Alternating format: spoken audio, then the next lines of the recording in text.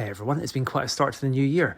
The US overthrew the Venezuelan government and flew former President Maduro to a prison in New York on narcotics charges to hang out with Ghislaine Maxwell and P. Diddy for what must have been quite a New Year's party.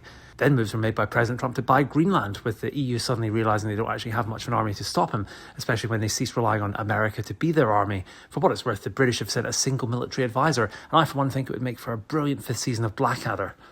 Elsewhere, though, things have been happening in Minnesota, and by things I mean a level of fraud that makes the Bernie Madoff stuff look reasonably honest. The situation can be viewed very differently depending on how conspiratorial you want to be, so let's delve down that rabbit hole. Level 1. Minnesota has for several years been the go-to place for Somali refugees in America. Some people claim they don't integrate, but in truth they saw how Washington worked and replicated it pretty damn perfectly. They scammed $20 billion out of the state government in a series of fraudulent welfare schemes. In most cases it was make-believe daycare facilities which claimed childcare credits from the state. So no different from you and I submitting fake receipts to HMRC, except I never did that, just to be clear on the record. The dead giveaway was probably the Lamborghini showroom that opened up a couple of years ago, and it says a lot about the stupidity of some of these culprits that in that sort of winter weather they went for an Italian car rather than picking up a top-of-the-range Range Rover. Level 2. The state government allegedly allowed it because huge amounts of that stolen money was cycled back as campaign donations, and people were told that tribal loyalty was the same as in Somalia, and if they all voted for Tim Walz and the Democrats they could keep sticking the hand in the till forever. Warnings were made for years, and there are now dozens of state senior officials who have said they were either sacked or threatened with being sacked if they reported the fraud. And if politicians were blackmailed, then that possibly explains why Governor Walz was stupid enough to sign up with Kamala Harris last year as a running mate, and actually go on record claiming that he was going to be vice president, such a thing.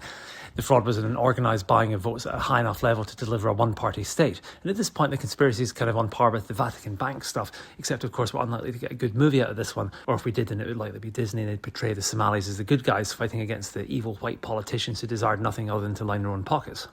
On to level 3.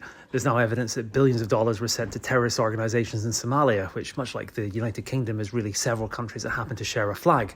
Cue Israel now recognising the northern state of Somaliland as a separate country, and it's talk that in exchange for reconstruction dollars, they'll take all the Palestinian refugees from the Middle East. And of course, Tony Blair's involved because for some inexplicable reason, some people think he's the right guy to not cause more bloodshed in that part of the world.